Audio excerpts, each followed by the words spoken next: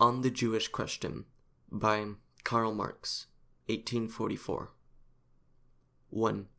Bruno Bauer, The Jewish Question, Braunschweig, 1843. The German Jews desire emancipation. What kind of emancipation do they desire? Civic, political emancipation. Bruno Bauer replies to them, "No one in Germany is politically emancipated. We ourselves are not free. How are we free to you? You Jews are egoists if you demand a special emancipation for yourselves as Jews. As Germans, you ought to work for the political emancipation of Germany, and as human beings, for the emancipation of mankind. And you should feel the particular kind of your oppression and your shame not as an exception to the rule, but on the contrary as a confirmation of the rule. Or do the Jews demand the same status as Christian subjects of the state? In that case, they recognize that the Christian state is justified, and they recognize, too, the regime of general oppression. Why should they disapprove of their special yoke if they approve of the general yoke? Why should the German be interested in the liberation of the Jew, if the Jew is not interested in the liberation of the German? The Christian state knows only privileges. In this state, the Jew has the privilege of being a Jew. As a Jew, he has rights which the Christians do not have. Why should he want rights which he does not have, but which Christians enjoy? In wanting to be emancipated from the Christian state, the Jew is demanding that the Christian state should give up its religious prejudice. Does he, the Jew, give up his religious prejudice? Has he, then, the right to demand that someone else should renounce his religion? By its very nature, the Christian state is incapable of emancipating the Jew. But, adds Bauer, by his very nature, the Jew cannot be emancipated. So long as the state is Christian and the Jew is Jewish, the one is as incapable of granting emancipation as the other is of receiving it. The Christian state can behave towards the Jew only in the way characteristic of the Christian state, that is, by granting privileges, by permitting the separation of the Jew from the other subjects, but making him feel the pressure of all the other separate spheres of society, and feel it all the more intensely because he is in religious opposition to the dominant religion. But the Jew, too, can behave towards the state only in a Jewish way, that is, by treating it as something alien to him, by counterposing his imaginary nationality to the real nationality, by counterposing his illusory law to the real law, by deeming himself justified in separating himself from mankind, by abstaining on principle from taking part in the historical movement, by putting his trust in a future which has nothing in common with the future of mankind in general, and by seeing himself as a member of the Jewish people, and the Jewish people as the chosen people. On what grounds, then, do you Jews want emancipation? On account of your religion? It is the mortal enemy of the state religion. As citizens? In Germany, there are no citizens. As human beings? But you are no more human beings than those to whom you appeal. Bauer has posed the question of Jewish emancipation in a new form, after giving a critical analysis of the previous formulations and solutions of the question. What, he asks, is the nature of the Jew who is to be emancipated, and of the Christian state that is to emancipate him? He replies by a critique of the Jewish religion. He analyzes the religious opposition between Judaism and Christianity. He elucidates the essence of the Christian state. And he does all this audaciously, trenchantly, wittily, and with profundity, in a style of writing that is as precise as it is pithy and vigorous. How, then, does Bauer solve the Jewish question? What is the result? The formulation of a question is its solution. The critique of the Jewish question is the answer to the Jewish question. The summary, therefore, is as follows. We must emancipate ourselves before we can emancipate others. The most rigid form of the opposition between the Jew and the Christian is the religious opposition. How is an opposition resolved? By making it impossible. How is religious opposition made impossible? by abolishing religion.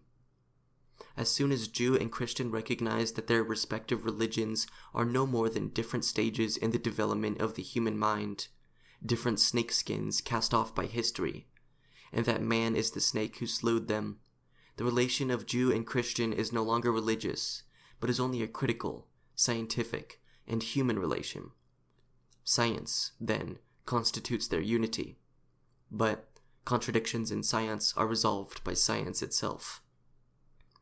The German Jew, in particular, is confronted by the general absence of political emancipation and the strongly marked Christian character of the state. In Bauer's conception, however, the Jewish question has a universal significance, independent of specifically German conditions. It is the question of the relation of religion to the state, of the contradiction between religious constraint and political emancipation. Emancipation from religion is laid down as a condition, both to the Jew who wants to be emancipated politically, and to the state which is to effect emancipation and is itself to be emancipated. Very well, it is said, and the Jew himself says it, the Jew is to become emancipated not as a Jew, not because he is a Jew, not because he possesses such an excellent, universally human principle of morality.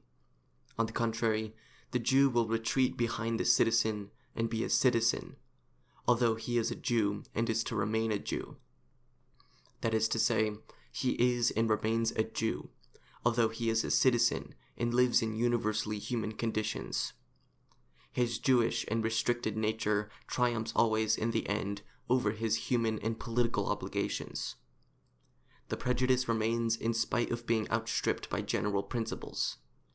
But if it remains, then, on the contrary, it outstrips everything else. Only sophistically, only apparently, would the Jew be able to remain a Jew in the life of the state. Hence, if he wanted to remain a Jew, the mere appearance would become the essential and would triumph. That is to say, his life in the state would be only a semblance or only a temporary exception to the essential and the rule. The capacity of present-day Jews and Christians to become free. Einundzwanzig Bogen, page 57. Let us hear, on the other hand, how Bauer presents the task of the state. France, he says, has recently shown us, Proceedings of the Chamber of Deputies, December 26, 1840, in the connection with the Jewish question, just as it has continually done in all other political questions, the spectacle of a life which is free, but which revokes its freedom by law, hence declaring it to be an appearance, and on the other hand contradicting its free laws by its action. The Jewish question, page 64. In France, universal freedom is not yet the law. The Jewish question, too, has not yet been solved, because legal freedom, the fact that all citizens are equal, is restricted in actual life, which is still dominated and divided by religious privileges, and this lack of freedom in actual life reacts on law and compels the latter to sanction the division of the citizens, who as such are free, into oppressed and oppressors, page 65. When, therefore, would the Jewish question be solved for France? The Jew, for example, would have ceased to be a Jew if he did not allow himself to be prevented by his laws from fulfilling his duty to the state and his fellow citizens. That is, for example, if on the Sabbath he attended the Chamber of Deputies and took part in the official proceedings.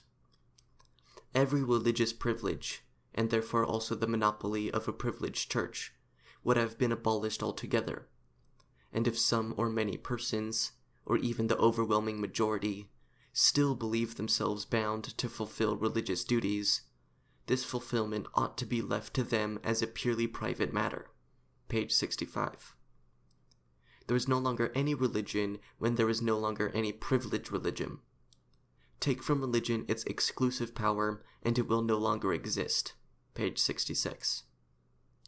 Just as Monsieur Martin du Nord saw the proposal to omit mention of Sunday in the law as a motion to declare that Christianity has ceased to exist, with equal reason, and this reason is very well founded, the declaration that the law of the Sabbath is no longer binding on the Jew would be a proclamation abolishing Judaism, page 71.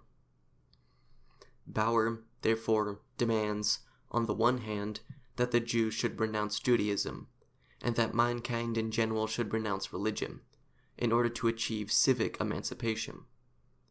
On the other hand, he quite consistently regards the political abolition of religion as the abolition of religion as such. The state which presupposes religion is not yet a true, real state. Of course, the religious notion affords security to the state. But to what state? To what kind of state? Page 97.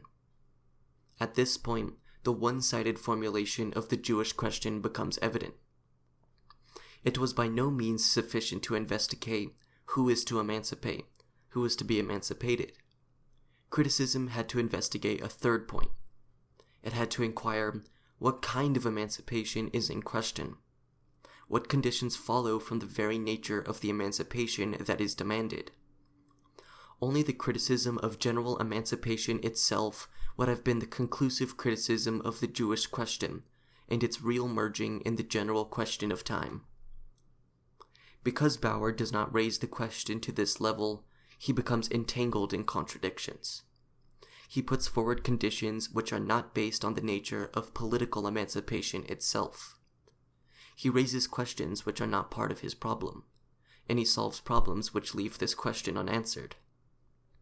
When Bauer says of the opponents of Jewish emancipation, their terror was only that they assumed the Christian state to be the only true one, and did not subject it to the same criticism that they had applied to Judaism, page 3, we find that his error lies in the fact that he subjects to criticism only the Christian state, not this state as such, that he does not investigate the relation of political emancipation to human emancipation, and, therefore, puts forward conditions which can be explained only by uncritical confusion of political emancipation with general human emancipation. If Bauer asks the Jews, "Have you, from your standpoint, the right to want political emancipation?" we ask the converse question: does the standpoint of political emancipation give the right to demand from the Jew the abolition of Judaism, and from man the abolition of religion? The Jewish question acquires a different form depending on the state in which the Jew lives. In Germany, where there is no political state, no state as such, the Jewish question is a purely theological one. The Jew finds himself in religious opposition to the state, which recognizes Christianity as its basis. This state is a theologian ex professo. Criticism here is criticism of theology, a double-edged criticism. Criticism of Christian theology and of Jewish theology. Hence, we continue to operate in the sphere of theology, however much we may operate critically within it. In France, a constitutional state, the Jewish question is a question of constitutionalism, the question of the incompleteness of political emancipation. Since the semblance of a state religion is retained here, although in a meaningless and self-contradictory formula, that of a religion of the majority, the relation of the Jew to the state retains the semblance of a religious, theological opposition.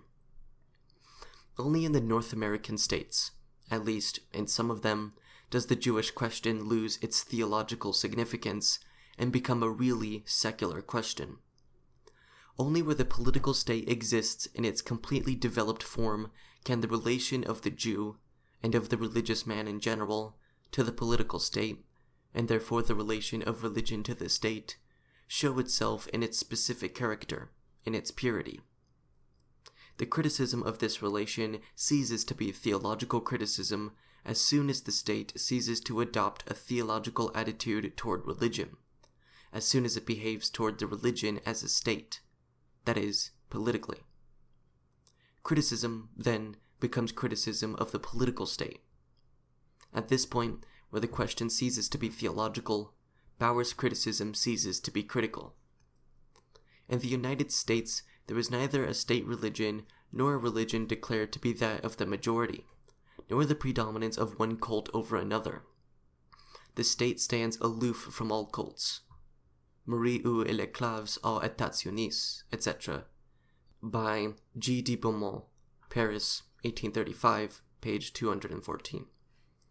Indeed, there are some North American states where the Constitution does not impose any religious belief or religious practice as a condition of political rights, page 225. Nevertheless, in the United States, people do not believe that a man without religion could be an honest man, page 224. Nevertheless, North America is preeminently the country of religiousity, as Beaumont, Tocqueville, and the Englishman Hamilton unanimously assure us. The North American states, however, serve us only as an example. The question is, what is the relation of complete political emancipation to religion? If we find that even in the country of complete political emancipation, religion not only exists, but displays a fresh and vigorous vitality, that is proof that the existence of religion is not in contradiction to the perfection of the state. Since, however, the existence of religion is the existence of defect, the source of this defect can only be sought in the nature of the state itself. We no longer regard religion as the cause, but only as the manifestation of secular narrowness. Therefore, we explain the religious limitations of the free citizen by their secular limitations. We do not assert that they must overcome their religious narrowness in order to get rid of their secular restrictions. We assert that they will overcome their religious narrowness once they get rid of their secular restrictions. We do not turn secular questions into theological ones. History has long enough been merged in superstition. We now merge superstition in history. The question of the relation of political emancipation to religion becomes for us the question of the relation of political emancipation to human emancipation. We criticize the religious weakness of the political state by criticizing the political state in its secular form, apart from its weaknesses as regards religion.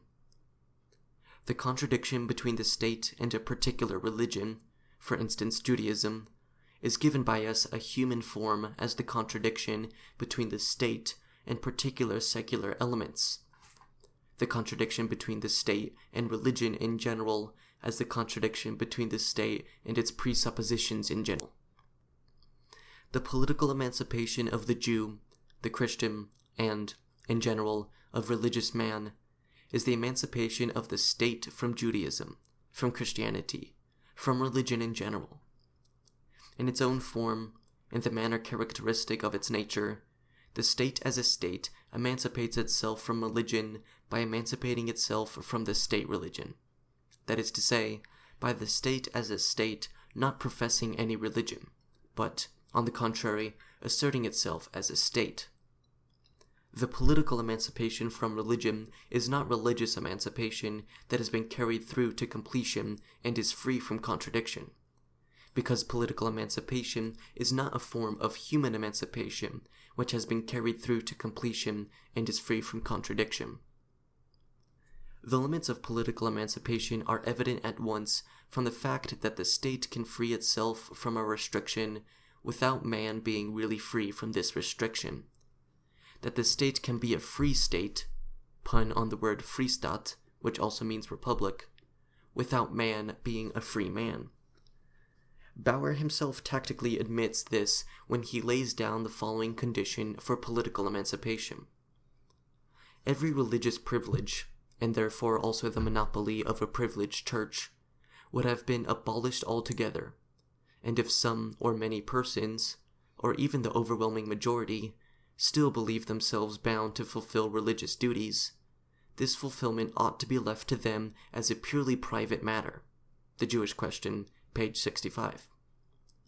It is possible, therefore, for the state to have emancipated itself from religion, even if the overwhelming majority is still religious. And the overwhelming majority does not cease to be religious through being religious in private.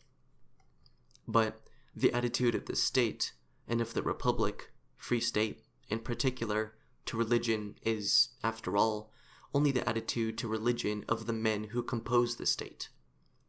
It follows from this that man frees himself through the medium of the state.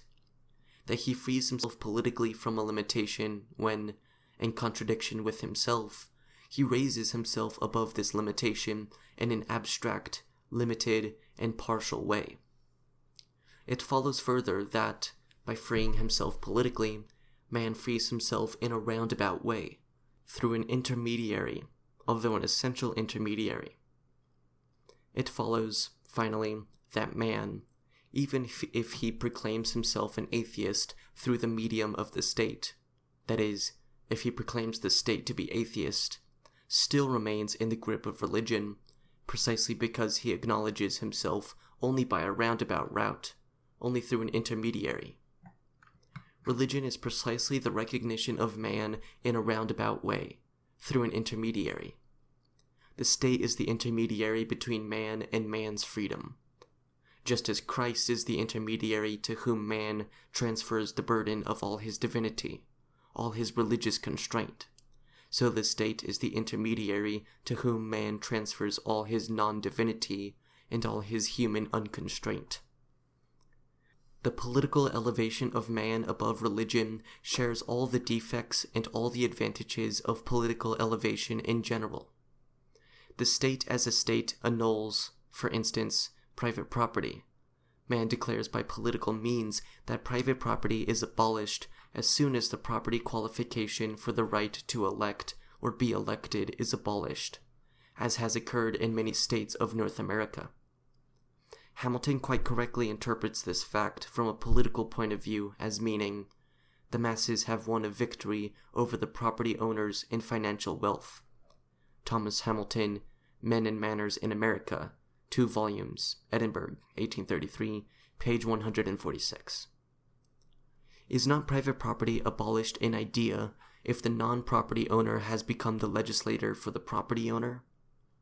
The property qualification for the suffrage is the last political form of giving recognition to private property. Nevertheless, the political annulment of private property not only fails to abolish private property, but even presupposes it.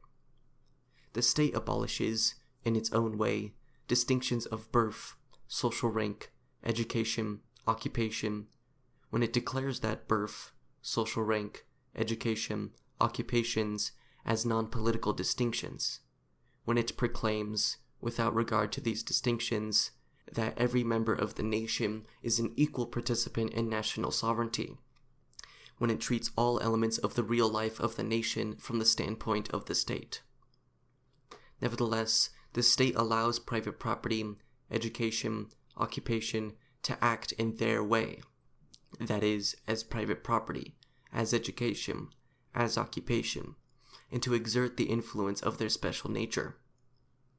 Far from abolishing these real distinctions, the state only exists on the presupposition of their existence. It feels itself to be a political state and asserts its universality only in opposition to these elements of its being. Hegel, therefore, defines the relation of the political state to religion quite correctly when he says, "In order that the state should come into existence as the self-knowing, moral reality of the mind, its distraction from the form of authority and faith is essential. But this distinction emerges only insofar as the ecclesiastical aspect arrives at a separation within itself.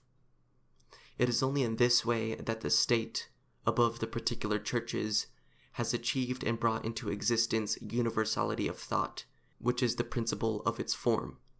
Hegel's Philosophy of Right, first edition, page 346. Of course, only in this way, above the particular elements, does the state constitute itself as universality. The perfect political state is, by its nature, man's species life, as opposed to his material life.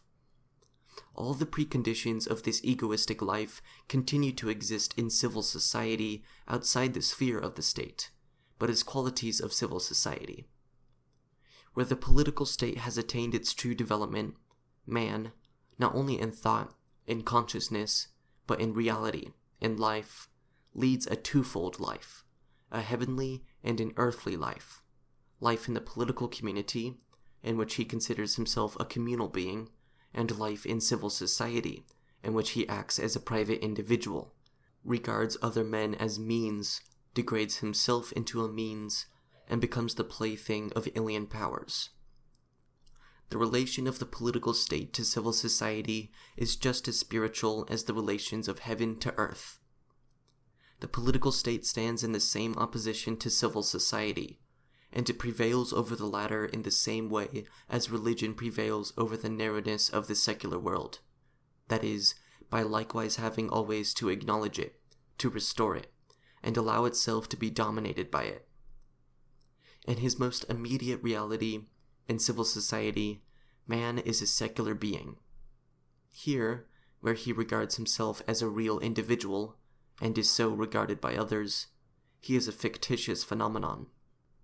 In the state, on the other hand, where man is regarded as a species being, he is the imaginary member of an illusory sovereignty, is deprived of his real individual life, and endowed with an unreal universality. Man, as the adherent of a particular religion, finds himself in conflict with his citizenship and with other men as members of the community. This conflict reduces itself to the secular division between the political state and civil society. For man as a bourgeois, that is, as a member of civil society, bourgeois society in German, life in the state is only a semblance or a temporary exception to the essential and the rule. Of course, the bourgeois, like the Jew, remains only sophistically in the sphere of political life, just as the citoyen, citizen in French, that is, the participant in political life, only sophistically remains a Jew or a bourgeois. But this sophistry is not personal. It is the sophistry of the political state itself. The difference between the merchant and the citizen, Staatsbürger, between the day laborer and the citizen, between the landowner and the citizen, between the merchant and the citizen, between the living individual and the citizen. The contradiction in which the religious man finds himself with the political man is the same contradiction in which the bourgeois finds himself with the citoyen, and the member of civil society with his political lion's skin. This secular conflict, to which the Jewish question ultimately reduces itself, the relation between the political state and its preconditions, whether these are material elements, such as private property, etc., or spiritual elements, such as culture or religion, the conflict between the general interest and private interest, the schism between the political state and civil society. These secular antitheses Bauer allows to persist, whereas he conducts a polemic against their religious expression. It is precisely the basis of civil society, the need that ensures the continuance of this society and guarantees its necessity, which exposes its existence to continual dangers, maintains it in an element of uncertainty, and produces that continually changing mixture of poverty and riches, of distress and prosperity, and brings about change in general. Page 8. Compare the whole section Civil Society, pages 8 through 9, which has been drawn up along the basic lines of Hegel's philosophy of law. Civil society, in its opposition to the political state, is recognized as necessary, because the political state is recognized as necessary. Political emancipation is, of course, a big step forward. True, it is not the final form of human emancipation in general, but it is the final form of human emancipation within the hitherto existing world order. It goes without saying that we are speaking here of real, practical emancipation. Man emancipates himself politically from religion by banishing it from the sphere of public law to that of private law. Religion is no longer the spirit of the state, in which man behaves, although in a limited way, in a particular form, and in a particular sphere, as a species being, in community with other men. Religion has become the spirit of civil society, of the sphere of egoism, of bellum omnium contra omnes. It is no longer the essence of community, but the essence of difference. It has become the expression of man's separation from his community, from himself and from other men, as it was originally. It is only the abstract avowal of specific perversity, private whimsy, and arbitrariness. The endless fragmentation of religion in North America, for example, gives it even externally the form of a purely individual affair. It has been thrust among the multitude of private interests and ejected from the community as such. But one should be under no illusion about the limits of political emancipation. The division of the human being into a public man and a private man, the displacement of religion from the state into civil society. This is not a stage of political emancipation, but its completion. This emancipation, therefore, neither abolished the real religiousness of man, nor strives to do so. The decomposition of man into Jew and citizen, Protestant and citizen, religious man and citizen, is neither a deception directed against citizenhood, nor is it a circumvention of political emancipation. It is political emancipation itself, the political method of emancipating oneself from religion. Of course, in periods when the political state, as such, is born violently out of civil society, when political liberation is the form in which men strive to achieve their liberation, the state can and must go as far as the abolition of religion, the destruction of religion. But it can do so only in the same way that it proceeds to the abolition of private property, to the maximum, to confiscation, to progressive taxation, just as it goes as far as the abolition of life, the guillotine. At times of special self-confidence, political life seeks to suppress its prerequisite, civil society and the elements composing this society, and to constitute itself as the real species life of man, devoid of contradictions.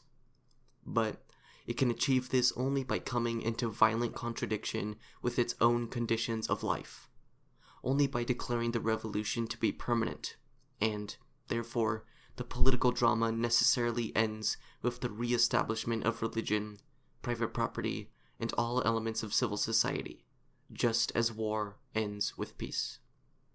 Indeed, the perfect Christian state is not the so-called Christian state, which acknowledges Christianity as its basis, as the state religion, and, therefore, adopts an exclusive attitude towards other religions.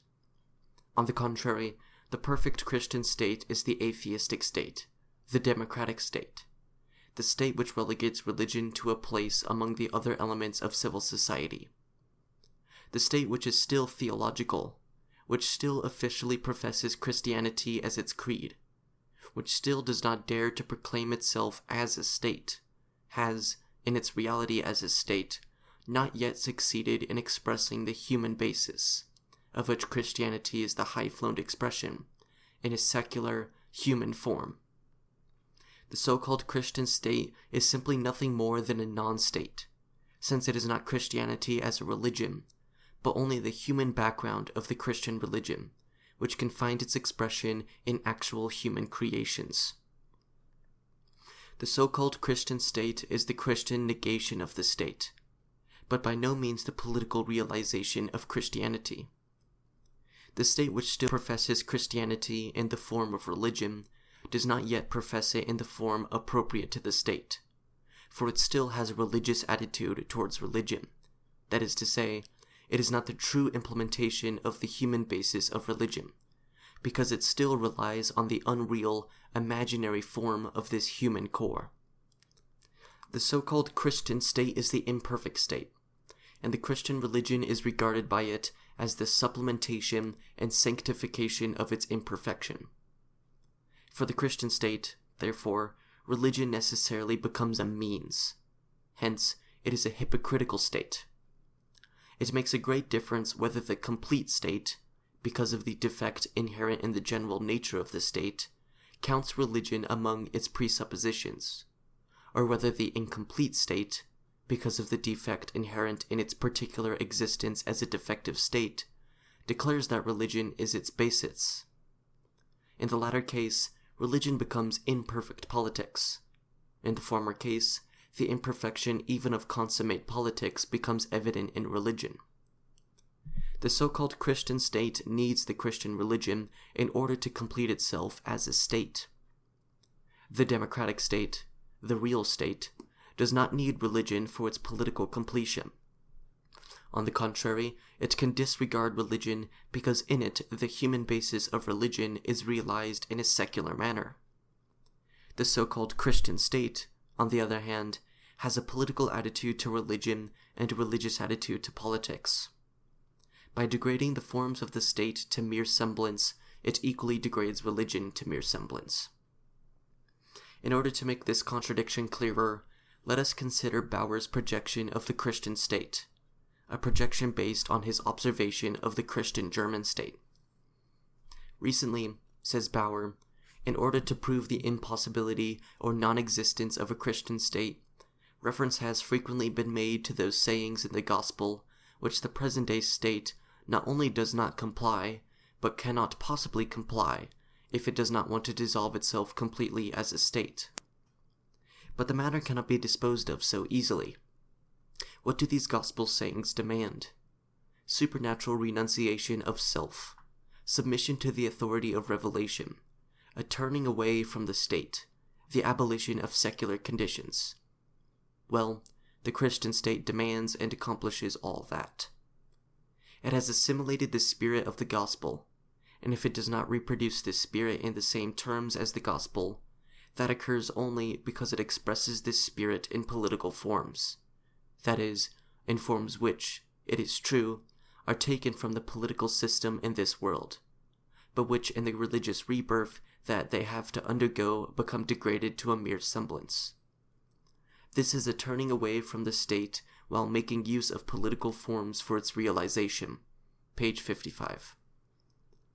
Bauer then explains that the people of a Christian state is only a non-people, no longer having a will of its own, but whose true existence lies in the leader to whom it is subjected, although this leader by his origin and nature is alien to it, that is, given by God and imposed on the people without any cooperation on its part.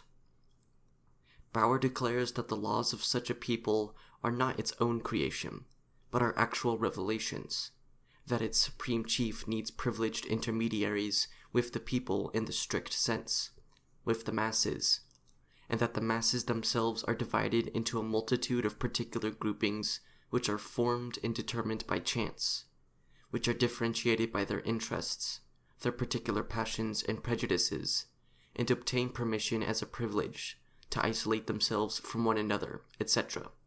Page 56. However, Bauer himself says, politics, if it is to be nothing but religion, ought not to be politics, just as the cleaning of saucepans, if it is to be accepted as a religious matter, ought not to be regarded as a matter of domestic economy. Page 108. In the Christian German state, however, religion is an economic matter, just as economic matters belong to the sphere of religion. The domination of religion in the Christian German state is the religion of domination. The separation of the spirit of the gospel from the letter of the gospel is an irreligious act. A state which makes the gospel speak in the language of politics, that is, in another language than that of the Holy Ghost, commits sacrilege, if not in human eyes, then in the eyes of its own religion. The state which acknowledges Christianity as its supreme criterion, and the Bible as its charter, must be confronted with the words of Holy Scripture, for every word of Scripture is holy. This state, as well as the human rubbish on which it is based, is caught in a painful contradiction that is insoluble from the standpoint of religious consciousness, when it is referred to those sayings of the gospel with which it not only does not comply, but cannot possibly comply, if it does not want to dissolve itself completely as a state. And why does it not want to dissolve itself completely? The state itself cannot give an answer either to itself or to others. In its own consciousness, the official Christian state is an imperative, the realization of which is unattainable. The state can assert the reality of its existence only by lying to itself, and therefore always remains in its own eyes an object of doubt, an unreliable, problematic object.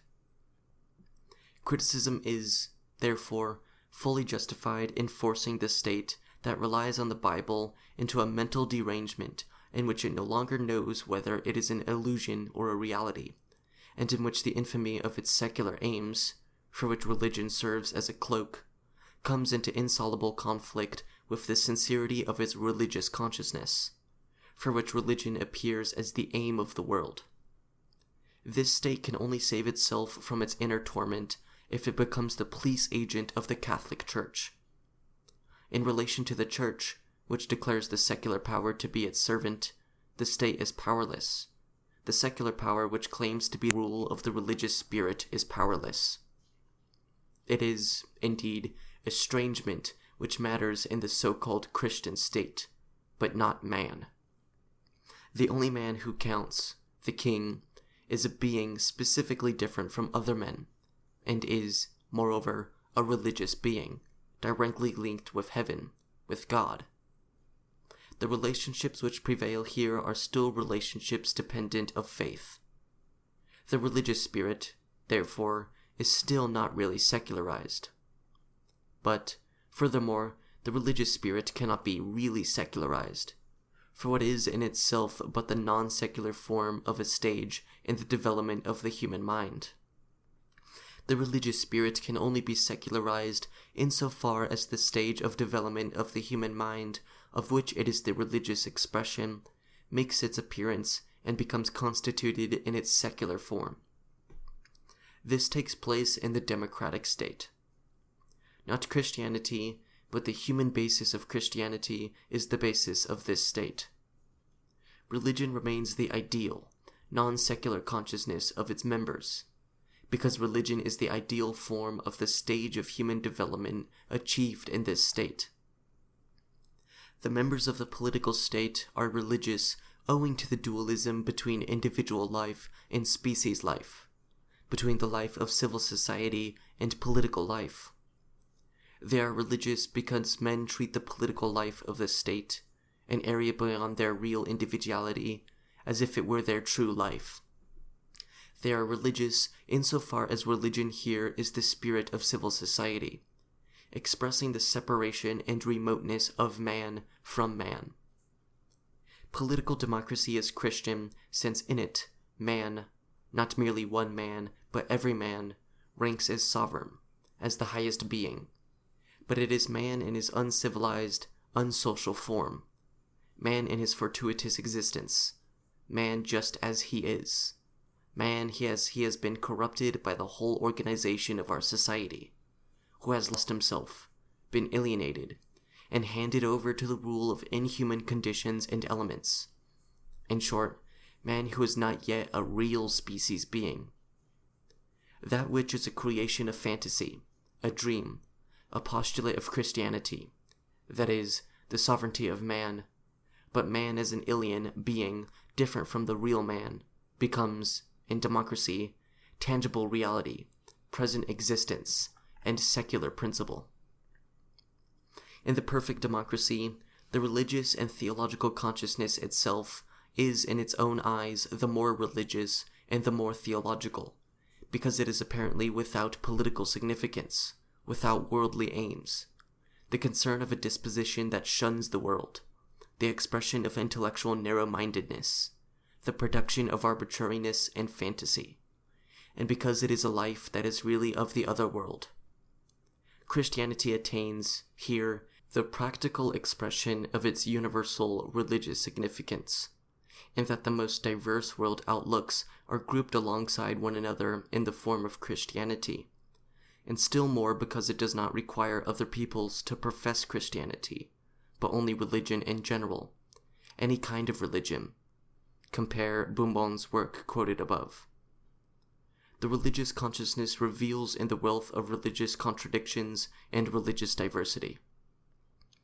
We have, thus, shown that political emancipation from religion leaves religion in existence, although not a privileged religion. The contradiction in which the adherent of a particular religion finds himself involved in relation to his citizenship is only one aspect of the universal secular contradiction between the political state and civil society. The consummation of the Christian state is the state which acknowledges itself as a state and disregards the religion of its members. The emancipation of the state from religion is not the emancipation of the real man from religion. Therefore, we do not say to the Jews, as Bauer does, "You cannot be emancipated politically without emancipating yourselves radically from Judaism." On the contrary, we tell them, because you can be emancipated politically without renouncing Judaism completely and incontrovertibly, political emancipation itself is not human emancipation. If you Jews want to be emancipated politically without emancipating yourselves humanly, the half-hearted approach and contradiction is not in you alone. It is inherent in the nature and category of political emancipation. If you find yourself within the confines of this category, you share in a general confinement. Just as the state evangelizes when, although it is a state, it adopts a Christian attitude towards the Jews, so the Jew acts politically when, although a Jew, he demands civic rights. But if a man, although a Jew, can be emancipated politically and receive civic rights, can he lay claim to the so-called rights of man and receive them? Bauer denies it. The question is whether the Jew as such, that is, the Jew who himself admits that he is compelled by his true nature to live permanently in separation from other men, is capable of receiving the universal rights of man and of conceding them to others. For the Christian world, the idea of the rights of man was only discovered in the last century. It is not innate in men. On the contrary, it is gained only in a struggle against the historical traditions in which hitherto man was brought up. Thus, the rights of man are not a gift of nature, not a legacy from past history, but the reward of the struggle against the accident of birth and against the privileges which up to now have been handed down by history from generation to generation. These rights are the result of culture, and only one who has earned and deserved them can possess them. Can the Jew really take possession of them? As long as he is a Jew, the restricted nature which makes him a Jew is bound to triumph over the human nature which should link him as a man with other men, and will separate him from non-Jews. He declares by this separation that the particular nature which makes him a Jew is his true, highest nature, before which human nature has to give way. Similarly, the Christian as a Christian cannot grant the rights of man. Pages 19 through 20. According to Bauer, man has to sacrifice the privilege of faith to be able to receive the universal rights of man. Let us examine, for a moment, the so-called rights of man.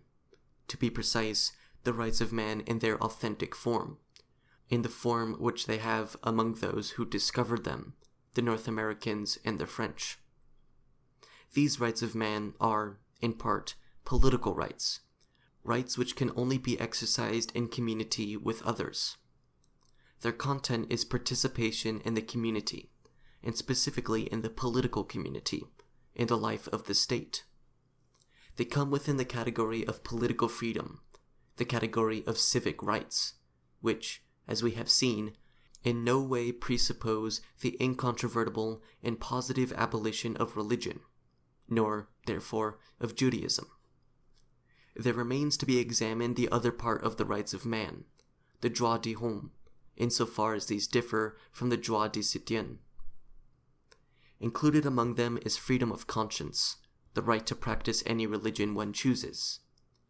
The privilege of faith is expressly recognized either as a right of man or as the consequence of a right of man, that of liberty. Déclaration des droits de la droit et du citoyen, 1791, Article 10. No one is to be subjected to annoyance because of his opinions, even religious opinions. The freedom of every man to practice the religion of which he is an adherent. Declaration of the Rights of Man, etc., 1793, includes among the rights of man, Article 7, the free exercise of religion. Indeed, in regard to man's right to express his thoughts and opinions, to hold meetings, and to exercise his religion, it is even stated, "The necessity of proclaiming these rights presupposes either the existence or the recent memory of despotism." Compare the Constitution of 1795, Section 14, Article 354. Constitution of Pennsylvania, Article 9, Section 3.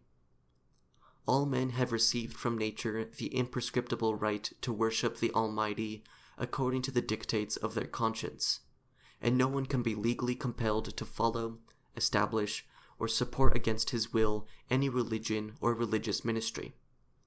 No human authority can, in any circumstances, intervene in a manner of conscience or control the forces of the soul.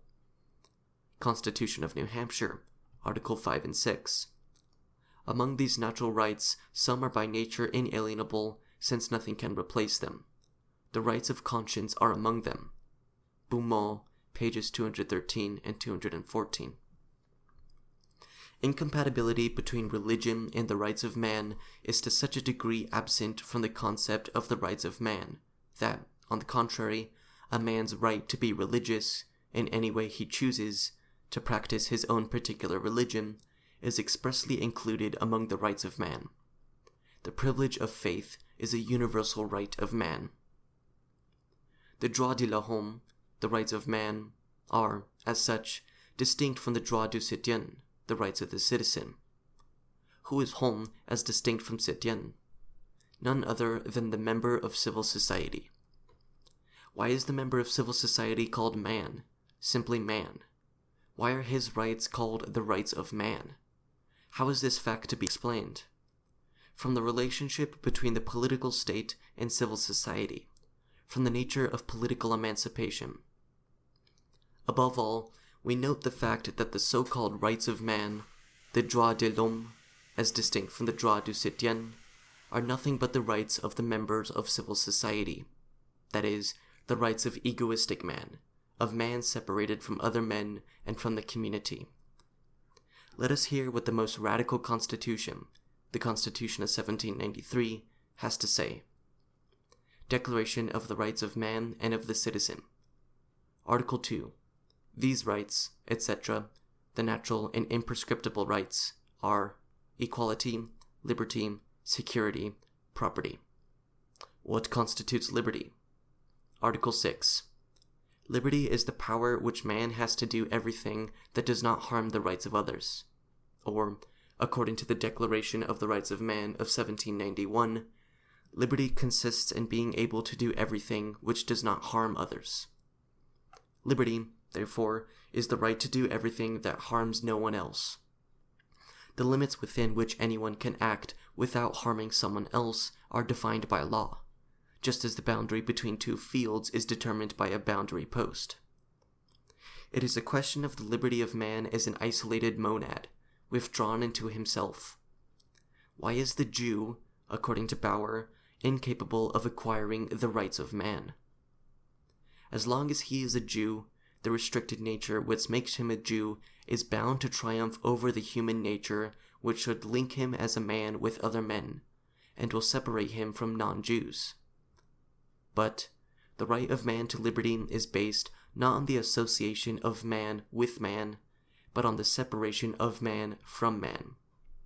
It is the right of this separation, the right of the restricted individual, withdrawn into himself. The practical application of man's right to liberty is man's right to private property. What constitutes man's right to private property? Article 16, Constitution of 1793. The right of property is that which every citizen has of enjoying and of disposing at his discretion of his goods and income, of the fruits of his labor and industry. The right of man to private property is, therefore, the right to enjoy one's property and to dispose of it at one's discretion, à son gré, without regard to other men, independently of society, the right of self-interest. This individual liberty and its application form the basis of civil society. It makes every man see in other men not the realization of his own freedom, but the barrier to it. But, above all, it proclaims the right of man of enjoying and of disposing at his discretion of his goods and income, of the fruits of his labor and industry. There remain the other rights of man, égalité and sûreté. Equality, used here in its non-political sense, is nothing but the equality of the liberty described above.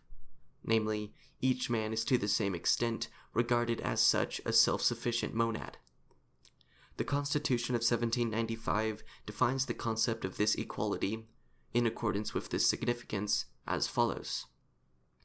Article 3, Constitution of 1795.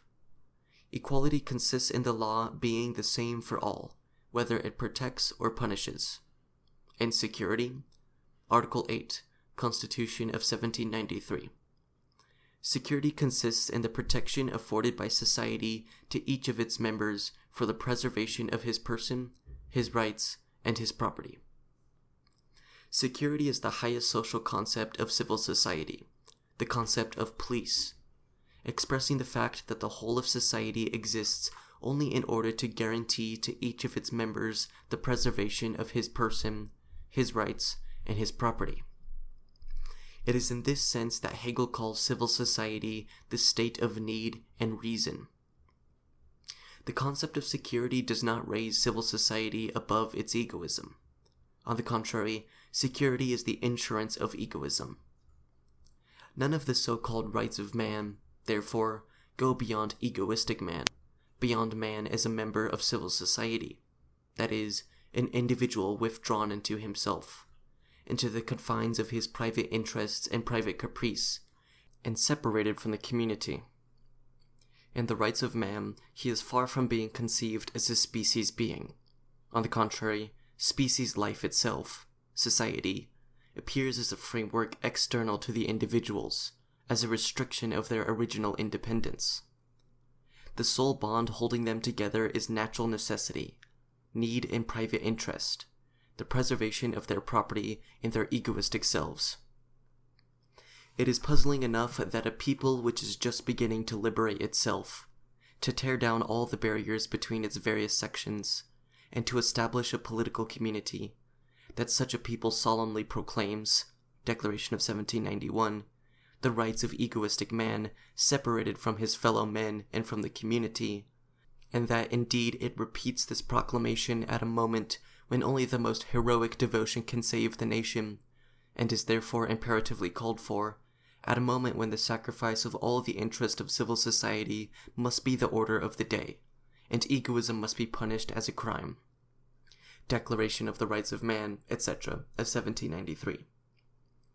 This fact becomes still more puzzling when we see that the political emancipators go so far as to reduce citizenship and the political community to a mere means for maintaining these so-called rights of man, that, therefore, the citoyen is declared to be the servant of egoistic homme, that the sphere in which man acts as a communal being is degraded to a level below the sphere in which he acts as a partial being, and that, finally, it is not man as citoyen, but man as private individual, bourgeois, who is considered to be the essential and true man. The aim of all political association is the preservation of the natural and imprescriptible rights of man. Declaration of the Rights, etc., of 1791, Article 2. Government is instituted in order to guarantee man the enjoyment of his natural and imprescriptible rights. Declaration, etc., of 1793, Article 1. Hence, even in moments when its enthusiasm still has the freshness of youth and is intensified to an extreme degree by the force of circumstances, political life declares itself to be a mere means, whose purpose is the life of civil society. It is true that its revolutionary practice is in flagrant contradiction with its theory. Whereas, for example, security is declared one of the rights of man, violation of the privacy of correspondence is openly declared to be the order of the day. Whereas unlimited freedom of the press, Constitution of 1793, Article 122, is guaranteed as a consequence of the right of man to individual liberty, freedom of the press is totally destroyed, because freedom of the press should not be permitted when it endangers public liberty. Robespierre Jeune, Histoire parlementaire de la Révolution française by Boucher and Roux, volume 28, pages 159. That is to say, therefore, the right of man to liberty ceases to be a right as soon as it comes into conflict with political life, whereas in theory, political life is only the guarantee of human rights, the rights of the individual, and therefore must be abandoned as soon as it comes into contradiction with its aim, with these rights of man. But practice is merely the exception, theory is the rule.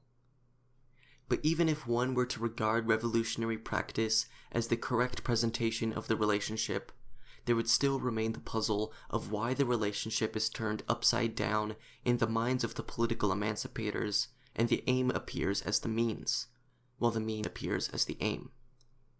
This optical illusion of their consciousness would still remain a puzzle, although now a psychological, a theoretical puzzle. The puzzle is easily solved. Political emancipation is, at the same time, the dissolution of the old society on which the state alienated from the people, the sovereign power, is based. What was the character of the old society? It can be described in one word: feudalism. The character of the old civil society was directly political, that is to say, the elements of civil life, for example, property, or the family, or the mode of labor, were raised to the level of elements of political life in the form of seigneury, estates, and corporations. In this form, they determined the relation of the individual to the state as a whole, that is, his political relation, that is, his relation of separation and exclusion from the other components of society. For that organization of national life did not raise property or labor to the level of social elements. On the contrary, it completed their separation from the state as a whole and constituted them as discrete societies within society. Thus, the vital functions and conditions of life of civil society remained, nevertheless, political, although political in the feudal sense. That is to say, they secluded the individual from the state as a whole, and they converted the particular relation of his corporation to the state as a whole into his general relation to the life of the nation, just as they converted his particular civil activity and situation into his general activity and situation. As a result of this organization, the unity of the state, and also the consciousness, will, and activity of this unity, the general power of the state, are likewise bound to appear as the particular affair of a ruler and of his servants, isolated from the people. The political revolution which overthrew this sovereign power and raised state affairs to become affairs of the people, which constituted the political state as a matter of general concern, that is, as a real state, necessarily smashed all estates, corporations, guilds, and privileges, since they were all manifestations of the separation of the people from the community. The political revolution thereby abolished the political character of civil society. It broke up civil society into its simple component parts. On the one hand, the individuals, on the other hand, the material and spiritual elements constituting the content of the life and social position of these individuals. It set free the political spirit, which had been, as it were, split up, partitioned, and dispersed in the various blind alleys of feudal society. It gathered the dispersed parts of the political spirit, freed it from its intermixture with civil life, and established it as the sphere of the community, the general concern of the nation, ideally independent of those particular elements of civil life. A person's distinct activity and distinct situation in life were reduced to a merely individual significance. They no longer constituted the general relation of the individual to the state as a whole. Public affairs as such, on the other hand, became the general affair of each individual, and the political function became the individual's general function. But the completion of the idealism of the state was at the same time the completion of the materialism of civil society. Throwing off the political yoke meant at the same time throwing off the bonds which restrained the egoistic spirit of civil society. Political emancipation was, at the same time, the emancipation of civil society from politics, from having even the semblance of a universal content. Feudal society was resolved into its basic element, man, but man as he really formed its basis, egoistic man. This man, the member of civil society, is thus the basis, the precondition of the political state. He is recognized as such by this state in the rights of man. The liberty of egoistic man and the recognition of this liberty, however, is rather the recognition of the unrestrained movement of the spiritual and material elements which form the content of his life. Hence, man was not freed from religion. He received religious freedom. He was not freed from property. He received freedom to own property. He was not freed from the egoism of business. He has received freedom to engage business. The establishment of the political state and the dissolution of civil society into independent individuals, whose relation with one another depend on law, just as the relations of men in the system of estates and guilds depended on privilege, is accomplished by one and the same act. Man as a member of civil society, unpolitical man, inevitably appears, however, as the natural man. The rights of man appears as natural rights, because conscious activity is concentrated on the political act. Egoistic man is the passive result of the dissolved society, a result that is simply found in existence, an object of immediate certainty, therefore a natural object. The political revolution resolves civil life into its component parts, without revolutionizing these components themselves or subjecting them to criticism. It regards civil society, the world of needs, labor, private interests, civil law, as the basis of its existence, as a precondition not requiring further substantiation, and therefore as its natural basis. Finally, man as a member of civil society is held to be man in the proper sense, homme as distinct from citoyen, because he is man in his sensuous, individual, immediate existence, whereas political man is only abstract, artificial man as an allegorical, jurisdictional person. The real man is recognized only in the shape of the egoistic individual. The true man is recognized only in the shape of the abstract citizen. Therefore, Rousseau correctly described the abstract idea of political man as follows: whoever dares undertake to establish a people's institutions must feel himself capable of changing, as it were, human nature, of transforming each individual, who by himself is a complete and solitary whole, into a part of a larger whole, from which, in a sense, the individual receives his life and his being, of substituting a limited and mental existence for the physical and independent existence. He has to take from man his own powers, and give him in exchange alien powers, which he cannot employ without the help of other men.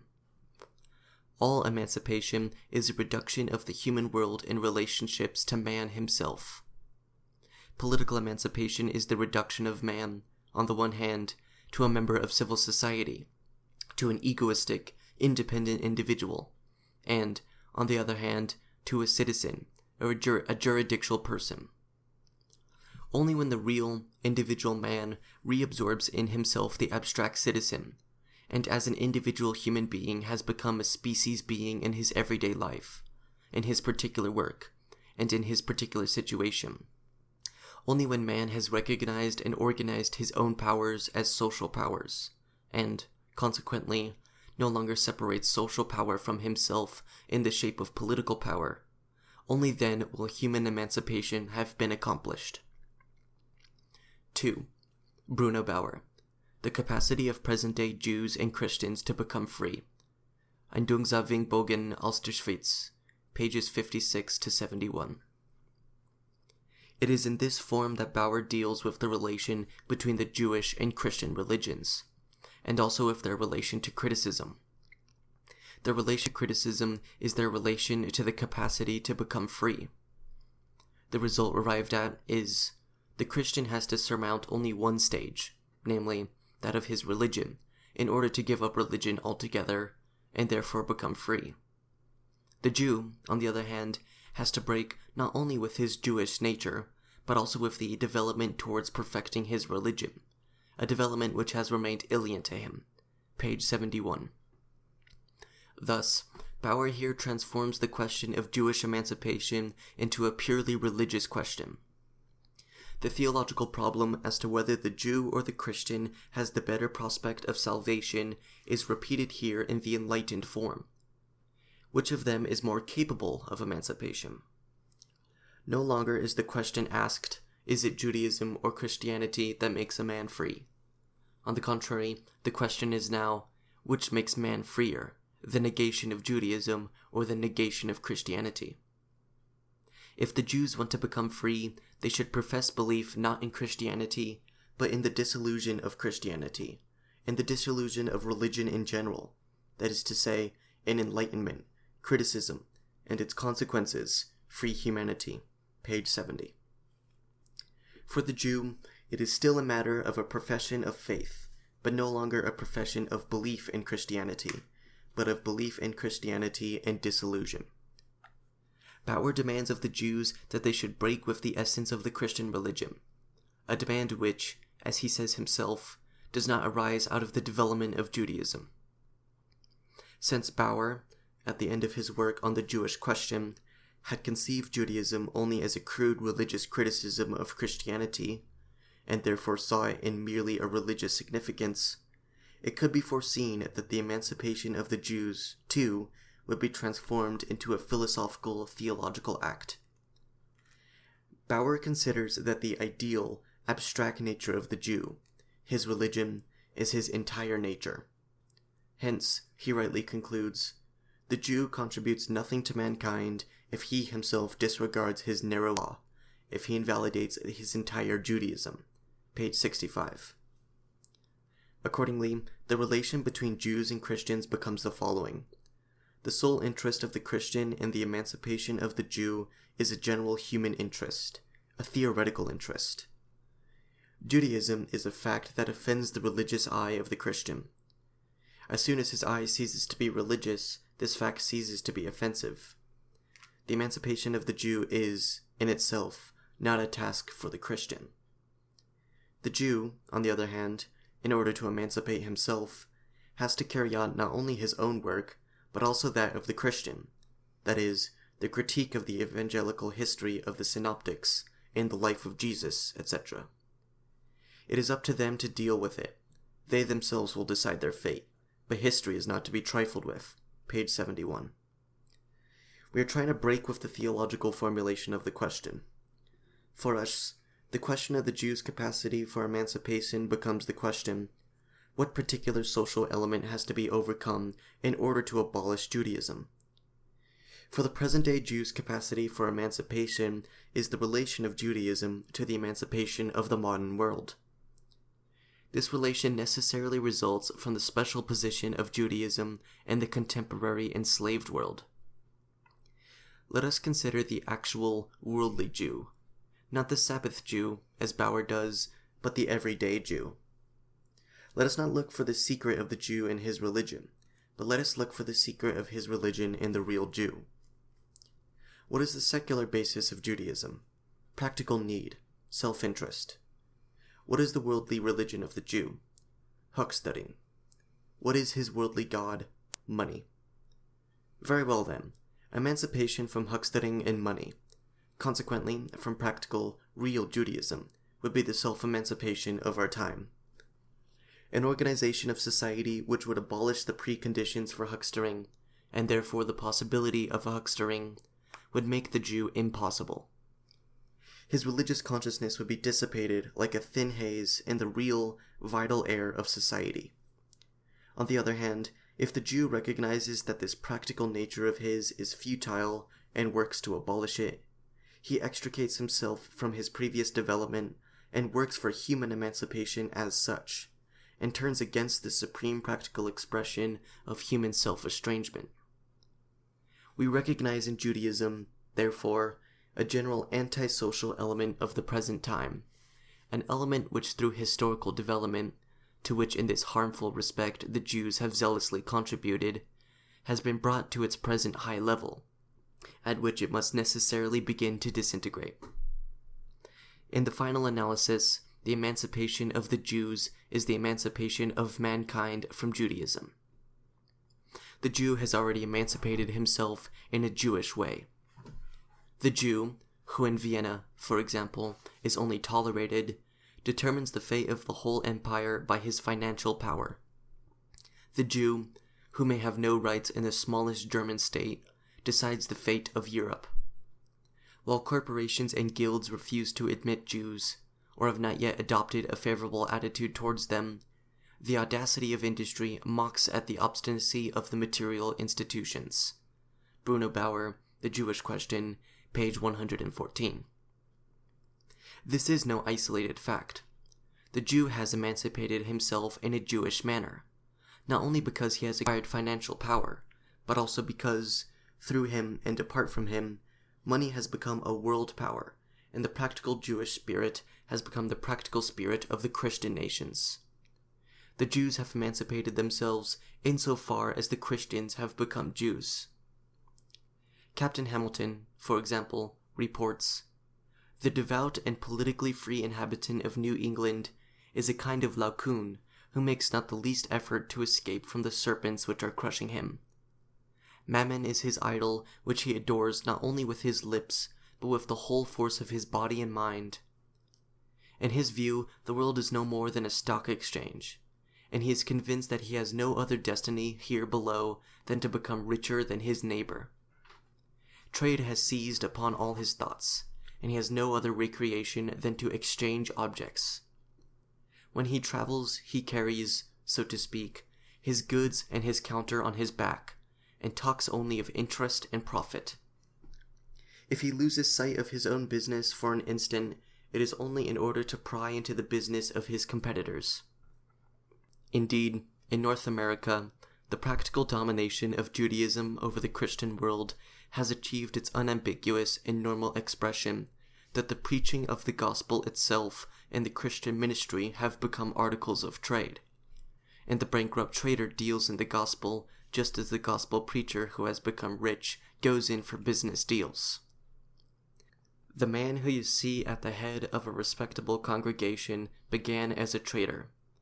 His business having failed, he became a minister. The other began as a priest, but as soon as he had some money at his disposal, he left the pulpit to become a trader. In the eyes of very many people, the religious ministry is a veritable business career. Beaumont, pages 185 to 186.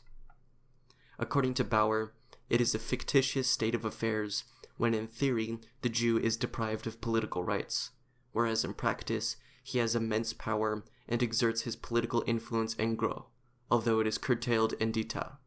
Zur Judenfrage, page 114. The contradiction that exists between the practical political power of the Jew and his political rights is the contradiction between politics and the power of money in general. Although theoretically the former is superior to the latter, in actual fact, politics has become the serf of financial power. Judaism has held its own alongside Christianity, not only as religious criticism of Christianity, not only as the embodiment of doubt in the religious derivation of Christianity, but equally because the practical Jewish spirit, Judaism, has maintained itself and even attained its highest development in Christian society. The Jew, who exists as a distinct member of civil society, is only a particular manifestation of the Judaism of civil society. Judaism continues to exist not in spite of history, but owing to history. The Jew is perpetually created by civil society from its own entrails. What, in itself, was the basis of the Jewish religion? Practical need, egoism. The monotheism of the Jew, therefore, is in reality the polytheism of the many needs, a polytheism which makes even the lavatory an object of divine law. Practical need, egoism, is the principle of civil society, and as such appears in pure form as soon as civil society has fully given birth to the political state.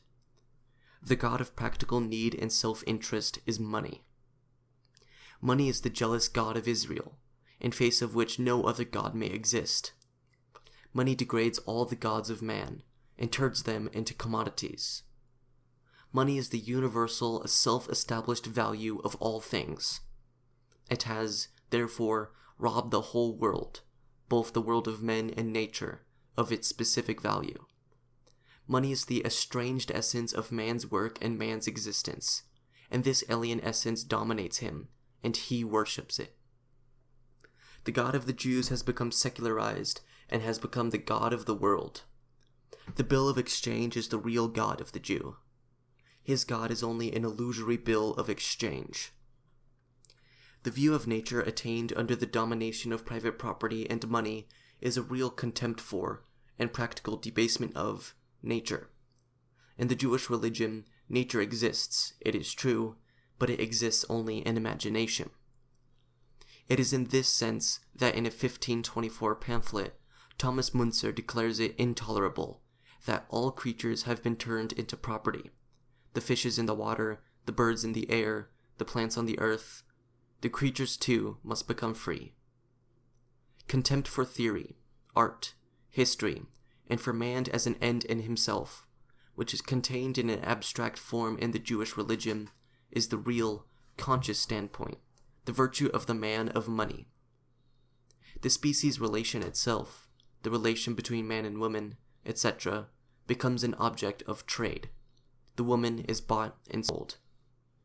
The chimerical nationality of the Jew is the nationality of the merchant, of the man of money in general. The groundless law of the Jew is only a religious caricature of groundless morality and right in general, of the purely formal rights with which the world of self-interest surrounds itself. Here, too, man's supreme relation is the legal one, his relation to laws that are valid for him not because they are laws of his own will and nature, but because they are the dominant laws, and because departure from them is avenged.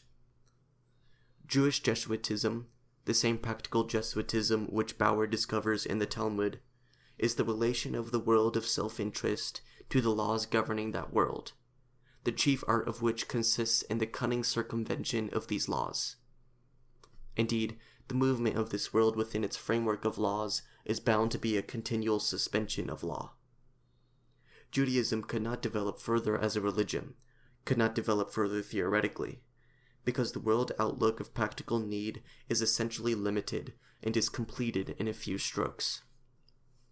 By its very nature, the religion of practical need could find its consummation not in theory, but only in practice, precisely because its truth is practice. Judaism could not create a new world. It could only draw the new creations and conditions of the world into the sphere of its activity, because practical need, the rationale of which is self-interest, is passive and does not expand at will, but finds itself enlarged as a result of the continuous development of social conditions. Judaism reaches its highest point with the perfection of civil society, but it is only in the Christian world that civil society attains perfection.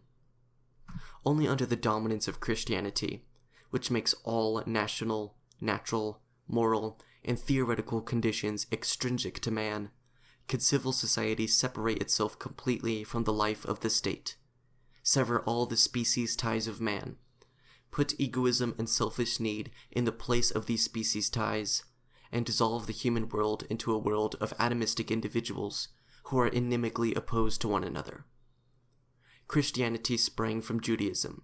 It has merged again in Judaism. From the outset, the Christian was the theorizing Jew. The Jew is, therefore, the practical Christian, and the practical Christian has become a Jew again. Christianity had only in semblance overcome real Judaism.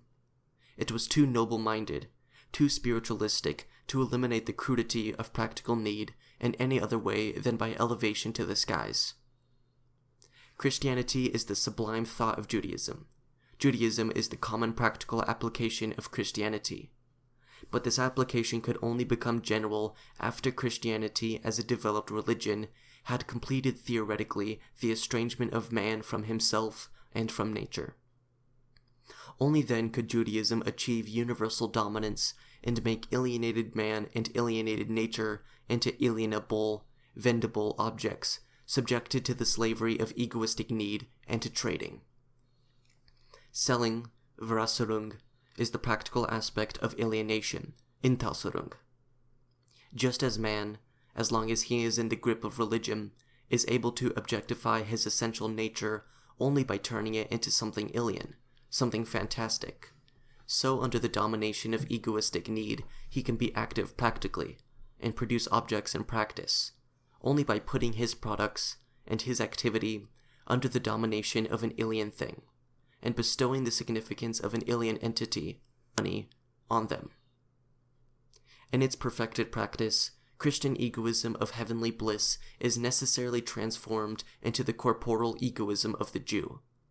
Heavenly need is turned into world need, subjectivism into self-interest.